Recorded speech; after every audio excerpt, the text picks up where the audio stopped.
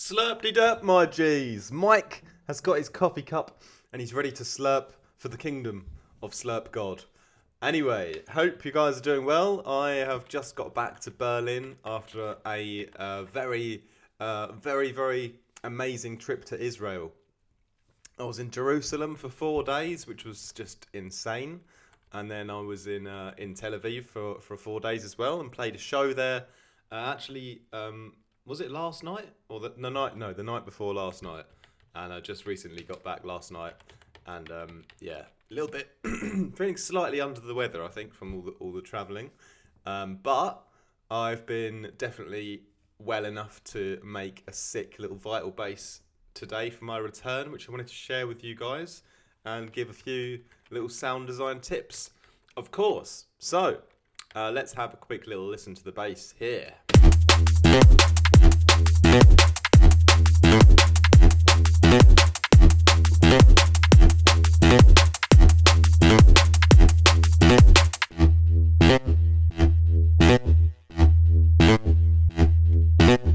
Now, it's actually quite simple to make this one, although I think it sounds really sick, especially along with those shuffling drums. So let's have a quick look at the patch, which is called the Homecoming, and we'll just sort of reverse engineer it as we normally do. And it's nice to be back on the computer and not on the little laptop, so that's good.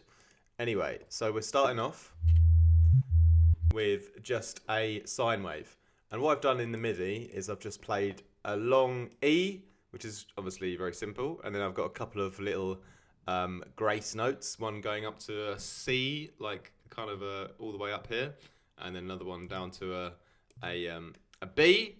Then over here we've got a little A, and then up to the B again, and they just quickly glide up and down. So that's all you're hearing there when I'm looping it. You're hearing that little MIDI glide that I've put in. So we're starting off with the basic shape sine wave, and we're just going to use 3 sine waves, and that's basically it. So the first one is down at -24. The second one here is going to be at -12.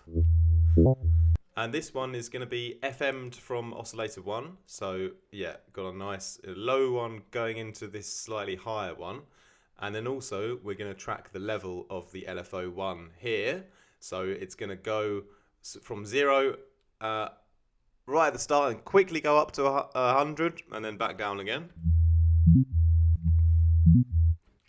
And the reason I'm doing this is because when I put on the FM again here,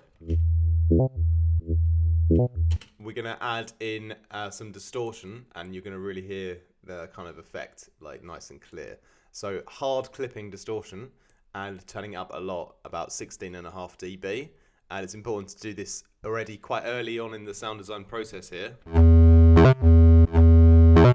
Okay. So now we've got a lot of distortion signal going on, and it's this sort of saw down shape that we've done here is mostly just affecting this second oscillator, you know, because the first one is not really going into an LFO.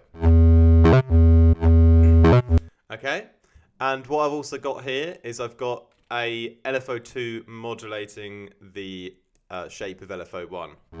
So it's a 1/1 time scale here.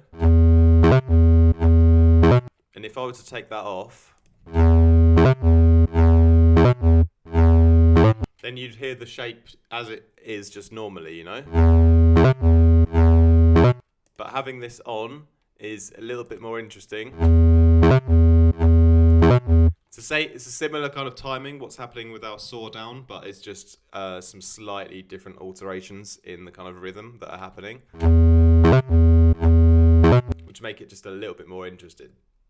But the next thing I wanted to do was I wanted to add some movement to this top one. So I've got a filter coming in here, and this is the filter 1 phaser positive, and we're going to modulate this on the LFO, and we're going to set the input here to oscillator 1. So now we've started to sort of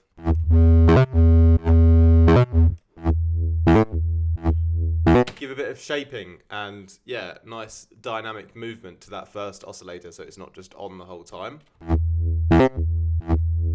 So that's sort of the basic part of the sound already formed now. So it's all about, it's the combination of those two sine waves, distorted a lot, and then the movement happening from the second sine wave here being turned on and off via the level, you know, with its FM on and everything to give it the tone. And the first one is the movement is coming from the filter that we've added down here. Okay, so I wanted to give it like a final oscillator to make it a bit warmer and a bit wider. So I've got another one which is also at -12, same as here, but it's a little bit detuned, so slightly out of pitch here to give it a bit of a wobble. And here also we've got a bit of unison going on. It's the plus 3 voices, and also we're FMing this from this one as well to also like what's the word I'm looking for? To enhance the tone even more, to sort of refine it a little more. And this one I'm going to also just run through this same filter here on oscillator 3. And the level also is coming from 0 and going up on our main LFO here. When I turn it up a lot, you can really start to hear like the stereo spread that's being created here. But I just want a bit of that stereo kind of sound in there. I don't want it all the way up. So it's just like a little bit of stereo padding almost, this oscillator here. It's not really adding like super you know, new content, like different content. It's kind of just like adding a stereo layer essentially. So that's basically the oscillator section done. And then yeah, we're going to go on and do a few more effects, namely the chorus. I really like this one. I leave the mix up high while I'm adjusting it, and I've just slowed down the rate, so taking the frequency down to 8/1, which is really, really slow. And then you can control where you want that chorus to be sitting with the delays and the depth. Depth is pretty much where it kind of started. I've moved the delays a little bit.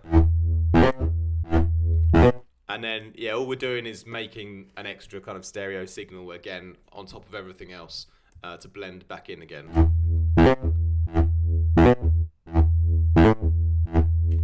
So that's really nice around there. And now our compressor is going to give us a little bit of extra high end, kind of like the OTT.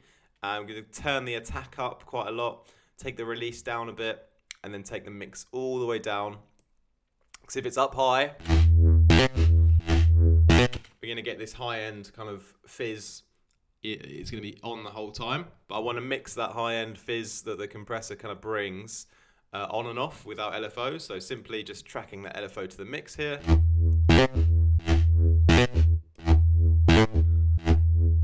So every time the LFO pops up, you've got a bit of an injection of that high end from the compressor, which I really like.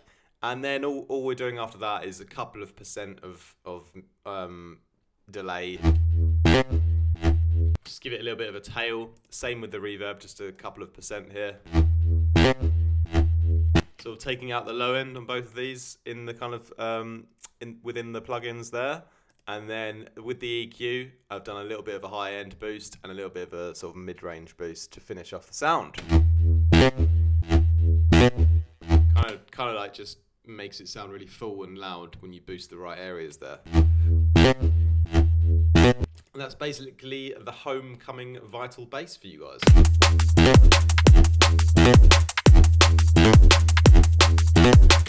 Hope you liked the video. Leave us a comment down below what you thought. And yeah, leave us a comment what kind of sound you think I should make next. I'm back in Berlin now for the next month or so at least, before, or just over a month before I play my next show in the Netherlands.